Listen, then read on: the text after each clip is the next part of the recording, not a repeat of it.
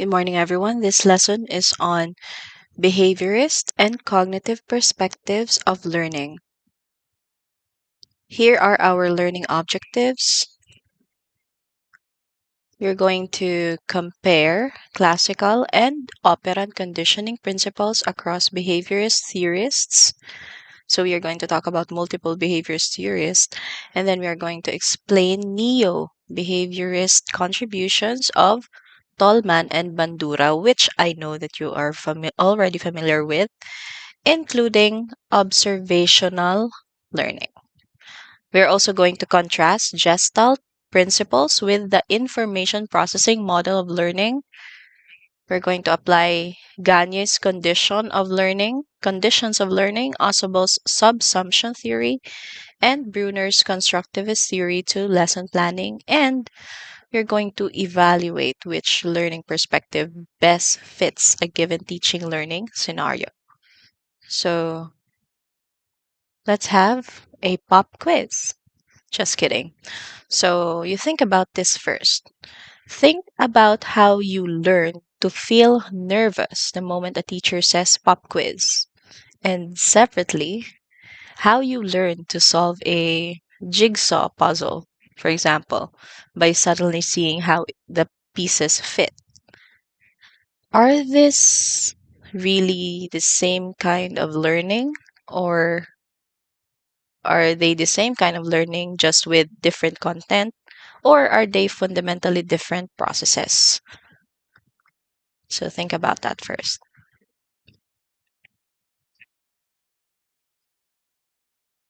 Let's go with classical and operant conditioning. So these are the foundational behaviorists.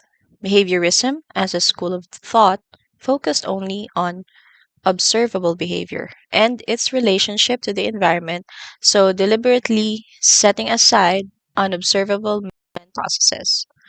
We have four theorists anchored on this perspective. So, first is Ivan Pavlov. He's famous for classical conditioning. He is a Russian physiologist, discovered classical conditioning almost by accident while studying digestion in dogs. So he noticed that dogs salivated not only at food, which is the unconditioned stimulus, as you can see here.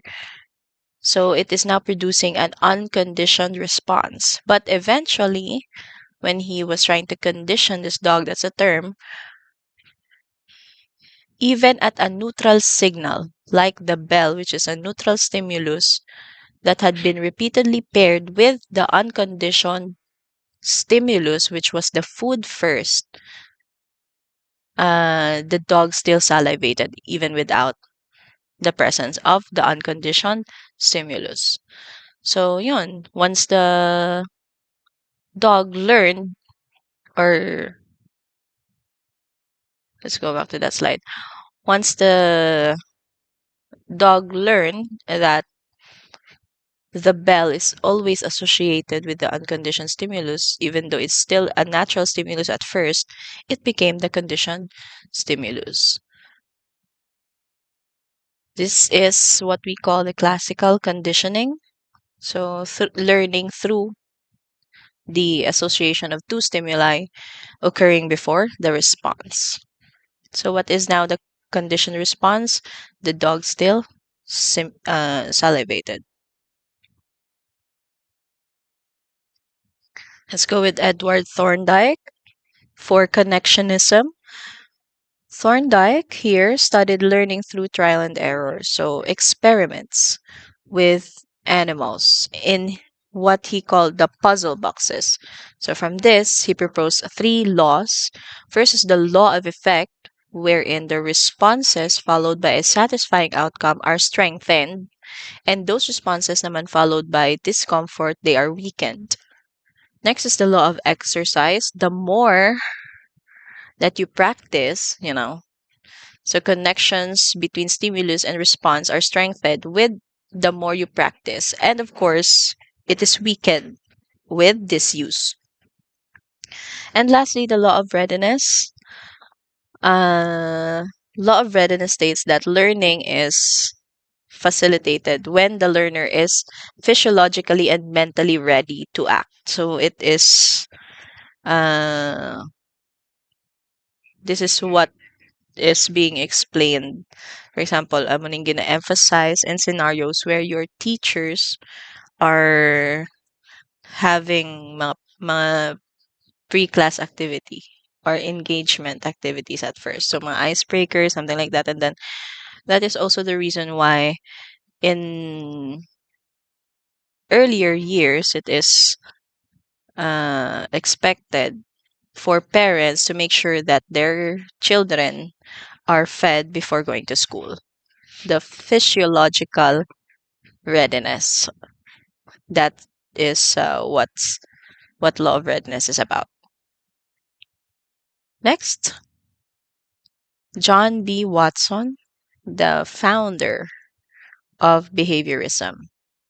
Watson rejected the study of unobservable inner mental states entirely, and he argued that psychology should study only observable behavior and its environmental causes. So, ang iyang famous experiment is what we call Little Albert, and now, of course, it is heavily criticized because of what he did to Little Albert.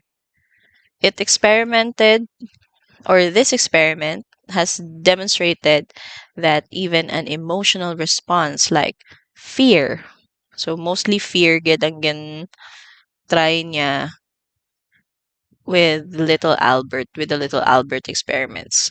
It could be classically conditioned in a human infant, reinforcing his broader claim that environment, not innate traits, shapes behavior.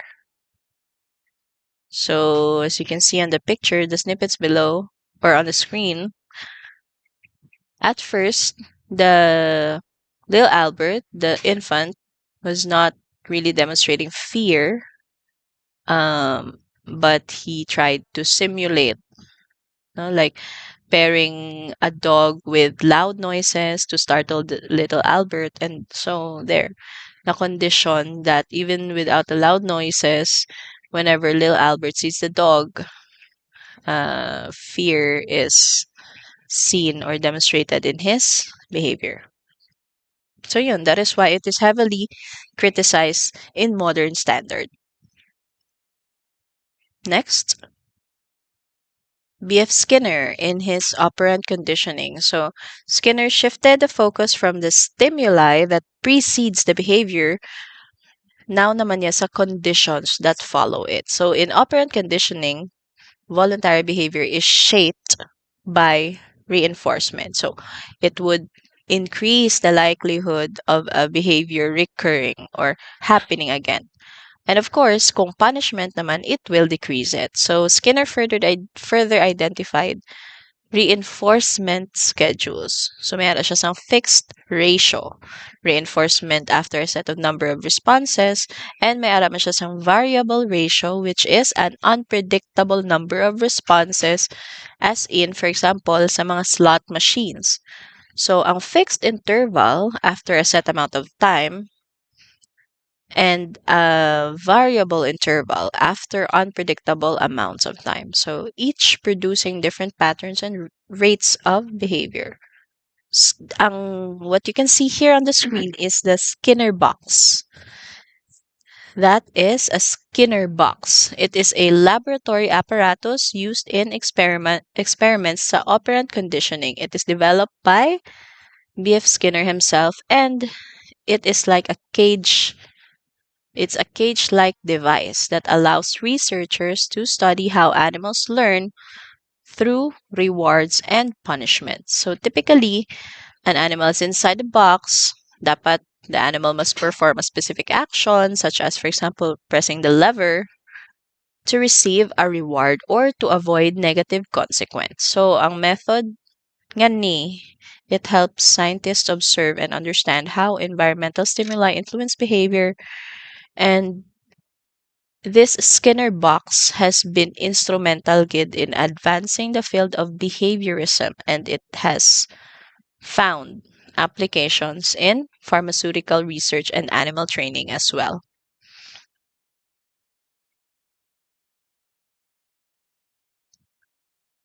So Pavlov, Thorndike, Watson, Skinner, they all insisted that only observable behavior matters and not what happens inside the learner's head. Kaso, ang neo-behaviorists nga si Tolman and Bandura, which will be our next two theorists, they challenge that limit while still respecting behaviorism's rigor. That's why they are still behaviorists. It's just that they are new and much more, let's say, they under they gave new insights with regards behaviorism aspect, but still they challenge that dapat according to Pavlov, Thorndike, Watson, and Skinner, ang observable behavior lang. So Tolman and Badura be like, what about those that are unobservable behaviors?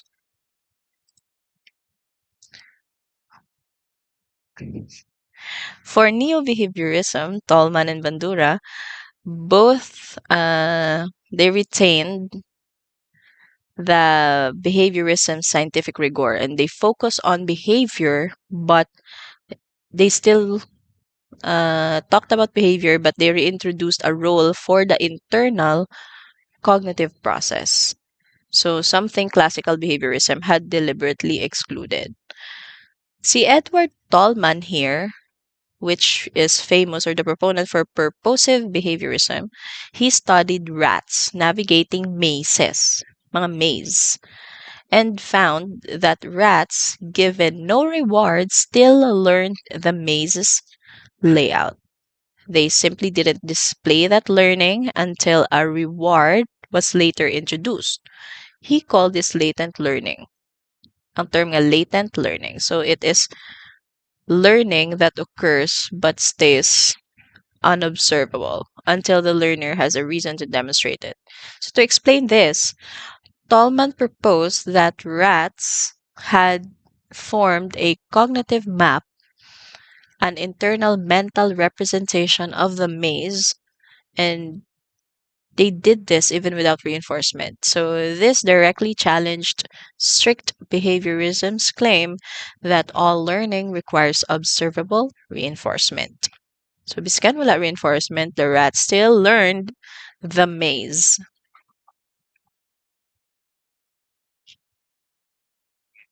And famous for basically BSNet students, si Albert Bandura. Albert Bandura and his social learning theory and ang iyang observational learning. This here, the picture beside Bandura's picture is what we call the Bobo doll. So meron siya sa study that involves this well-known Bobo doll. So he showed children. So this study showed that children who merely watched an adult behave aggressively towards an inflatable doll later imitated that aggression themselves with no direct reinforcement of their own behavior. So this demonstrated that learning can happen purely through observation. Sundon, may mimicry ang children who have seen how adults interacted with the Bobo doll. So Bandura proposed four processes necessary for observational learning to result in actual imitation, sometimes remembered by the acronym here ARRM. A stands for attention. Attention, which is the learners must notice and attend to the model's behavior. The first R is retention.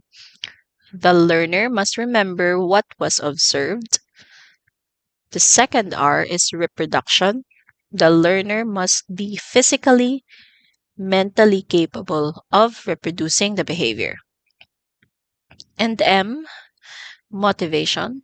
The learner must have a reason or incentive to actually perform the behavior. So, ARRM, attention, retention, reproduction, and motivation.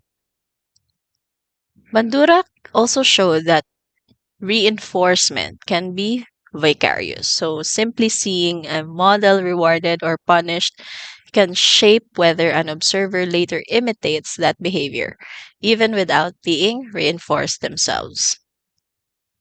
We can actually see this in skits in Reels or TikTok online, how they present ang social learning theory. When, for example, a child is not eating, so the mother would try to simulate feeding the father, and then if hindi magkaon ang father, ginabakol niya. So, as the child is seeing this, nga punish ang non-action. So, the child knows nga dapat kung habalan siya sa iyang mother to eat, dapat makaon siya para hindi siya ma-punish. So, that's it. Tolman and Bandura opened the door to cognition within a still behaviorist framework man gyapon. Next, the next two perspectives, which is the Gestalt psychology and the information processing model, they are fully cognitive, concerned entirely with what happens inside the mind. Gestalt psychology versus information processing model. Let's go first with the Gestalt psychology. This emerged as a direct reaction against behaviorism's narrow focus on observable stimulus. So, associated with Max Wertheimer, Wolfgang Kohler, and Kurt Kofka, Gestalt psychology's central claim is that the mind perceived organized wholes and not isolated fragments. So the whole is perceived as different from a simple sum of its parts. The mind actively organizes sensory information according to predictable laws, including the law of proximity, law of similarity, law of closure, and law of figure ground. So ano ang law of proximity? Law of proximity, these are elements that are positioned close together and are perceived as belonging to one group. On the other hand, law of similarity naman are elements that look alike. They are perceived as part of the same form. Ang law of closure, the mind fills in gaps or the mind fills in mga small gaps to perceive a complete whole figure. And ang law of figure ground, the mind separates a focal figure from its surrounding ground. So, yun. Those are how the mind organizes sensory information. And this is also being uh, showcased. For example, if you're trying to solve a puzzle or trying to complete a word with missing letters. Specifically, si Collar, nag-study siya with chimpanzees. So, notably, one chimpanzee is named Sultan. So, si Sultan, nag-solve siya problems using sticks and boxes. So, Collar studies with chimpanzees demonstrated insight learning. Kung ano ang insight learning, it is a sudden reorganization of perception that reproduces a complete solution. So it is actually in contrast with the gradual trial and error learning described by Thorndike.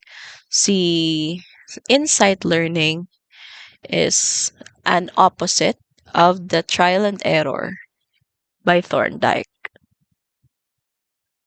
See, insight learning, yeah, is a sudden reorganization of perception.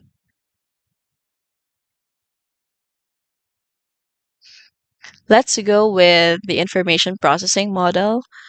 So, ang IP or the information processing model is most associated with Atkinson, the one on the left, and Schifrin, the one on the right, which compares the human mind to a computer that processes information through a sequence of distinct stages. So, first stage is the sensory register, where it briefly holds mga raw sensory inputs. So, for example, sight, sound, for fraction of a second. It is a quick nga pagkuha sa information from your senses. So, sa sensory register, briefly holds lang. Dasig lang gid, a fraction of a second lang gid niya ginahold ang mga information. For the second one, short term or the working memory, it holds a small amount of information for active temporary use. So, if sa sensory register briefly holds lang for a fraction of a second lang, diri sa short term or sa working memory, may ara ka na sa small amount of information nga ginagamit or ginahold niya anay so that you can use it immediately for active and temporary use. How about sa long-term memory? Long-term memory, it stores information relatively permanently. Paano? Through encoding, storage, and later retrieval. So, see what I mean when they likened ang information processing model nga ang human mind daw is like a computer. Kaya may mga muna nga term. Storage, encoding, yan.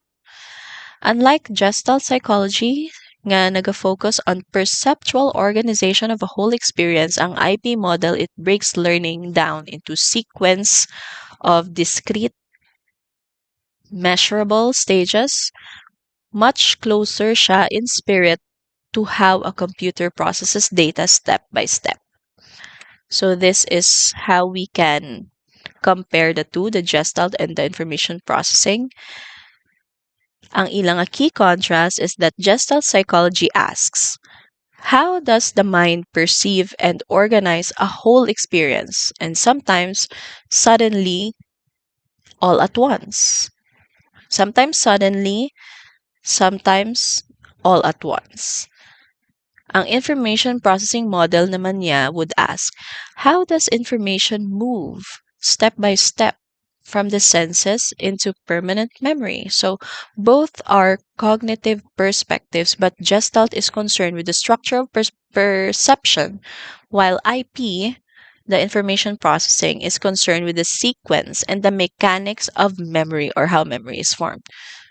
So now that we have a strong theoretical foundation sa behaviorists, sa neo-behaviorists, kag sa cognitive, the next three theorists, si Gagne, si Ausubel, kag si Brunner, they are especially useful because they translate cognitive theory directly into instructional planning, which is exactly what we turn to next. So first, we have here Gagne's conditions of learning.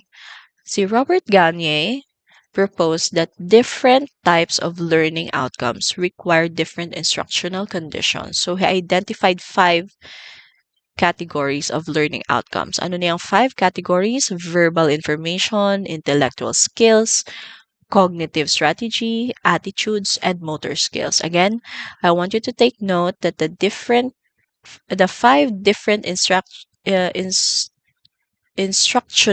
instructional conditions are verbal information, intellectual skills, cognitive strategies, attitudes, and motor skills. So each requiring a different instructional approach.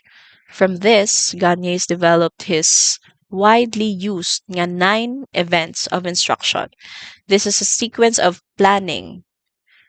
So, paano ka mag-plan sang effective nga lesson? So, first, you gain attention. Second, inform learners of the objectives. Third, stimulate recall of prior learning. You have to review. You have to at least give a little recap of the past lesson, more so if it's relevant to the current lesson. You present the content, you provide learning guidance, you elicit performance, or you make them practice what they have learned. And then you provide feedback, you assess the performance, and then you enhance retention and transfer. That is, this is now how you effectively plan a lesson. So again, it's called Nine Events of Instruction by Robert Gagne. So, what is its application to lesson planning? A teacher opening a lesson with a thought-provoking question. So, muna pwede nga maging event 1. And then, after that, the objective can be stated. So, you can go with the event 2. And then, you review yesterday's related topic, which can be the event 3, before presenting a new content. That is directly applying Gagne's model, the 9 events of instruction. Next, ang kay Ausubel naman, Ausubel's meaningful verbal learning or subsumption theory. David Ausubel here distinguished meaningful learning where new information is deliberately connected to what the learner already knows. So from rote learning where information is just memorized in isolation and forgotten quickly. So Ausubel held that a learner's existing cognitive structure is the single most important factor influencing new learning, and that new material becomes meaningful specifically by being subsumed under or anchored to relevant existing ideas. Integration. So his major instructional tool is the Advanced Organizer, introductory material presented before a lesson at a higher level of generality than the lesson itself. So it's meant to give the learner a mental scaffold to anchor the new content into. So advanced organizers can be expository, introducing, kumaga, expository, when we say expository, we introduce entirely new material through a general framework, or it can be also comparative. So we link the new material to a related, already familiar idea. So the application to the lesson planning of Ausubel subsumption theory is that, for example, if you're going to teach students cell organelles, so before teaching the cell organelles, the teacher might open with a comparative advanced organizer, such as, for example, mambal siya, a cell is like a small factory and each organelle is like a department with its own job. So try niya link ang new material to something that's already relatable or familiar with the learners. So yun, that is what subsumption theory is about. Next, Bruner's constructivist theory. So this is Jerome Bruner, and he argued that learners actively construct their own understanding rather than passively receiving the new lesson. So central to his theory are three modes of representation, and it describes how learners can encode the same knowledge. First, we have there is enactive. So, enactive means representing knowledge through physical action. So, for example, you make the learners manipulate objects. Yan. So you are it talks about the inactive aspect. Next is the iconic, representing knowledge through images or mental pictures. So that is where visual aids come into the picture. So iconic. And then the symbolic, representing knowledge through language, numbers, and abstract symbols. Again, effective use of visual aids. And then sa inactive naman is something that has to do with being kinesthetic or trying to make the learners manipulate things. Sila gapangamot. So Bruner recommended that new material be introduced in the same enactive, iconic, and symbolic sequence and proposed in a spiral curriculum kay Bruner na halin, revisiting the same core concepts repeatedly over time and at an increasing level of complexity and abstraction, rather than teaching a topic once and then moving on. So, Bruner also championed ang ginatawag na discovery learning, in which learners are guided to construct and discover principles for themselves rather than being told the answer directly. Constructivist, di ba? Discovery learning. So, application niya sa lesson planning, we teach fractions, for example. Teaching fractions by first having learners physically cut out paper into equal parts. So, nag-agi ka, na isa inactive, and then draw pictures of the parts, which is the iconic, and then before finally introducing the numerical fraction notation, which is the symbolic aspect, as a direct application of Brunner's model. And then you revisit fractions again in a later, more advanced unit that applies naman his spiral curriculum. So that's it. Those are the 11 theories with the proponents. And now that we have covered all 11 theorists and their models across four broad perspectives, the final and most practical skill uh, is knowing kung ano sa 11 that you are going to reach for given a specific classroom situation. That's where the practical skills came into the picture. So, for example, here we're going to evaluate which perspective fits a given scenario. So, for example, a learner centered teacher does not commit permanently actually to one single theory. So, instead of uh, just, blindly reaching for one of the 11, no, the type of learning outcome you are aiming for should guide which perspective is most useful. So notice that this is itself an act of evaluation. You weigh the nature, gina na bata-banta mo, ang nature of the learning outcome that you want against what each perspective is actually designed to, or designed for, or designed to explain or produce.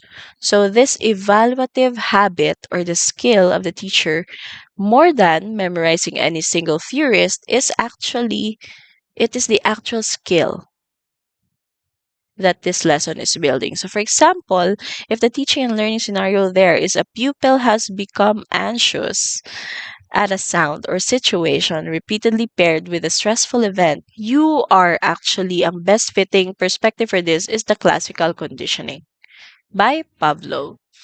And you just inspect this chart further for you to know kung ano mga teaching learning scenario, kung ano ang mga best fitting perspective to go with them. And that's it. So, I'm gonna have to ask na lang for a reflection in a 1/2 crosswise yellow pad of the 11 theorists and models covered in this lesson. Which one do you personally recognize most clearly from your own experience as a learner? Remember, as a learner, okay? And which one do you most want to deliberately apply when you design your first lesson plan as a future teacher? All right, I hope you're clear on that one. You're going to submit this reflection to your president, and soon as everyone has submitted, the president can submit all reflections to me. So, thank you very much for coming and for learning behaviorist and cognitive perspectives of learning with me today. That is all. Thank you very much.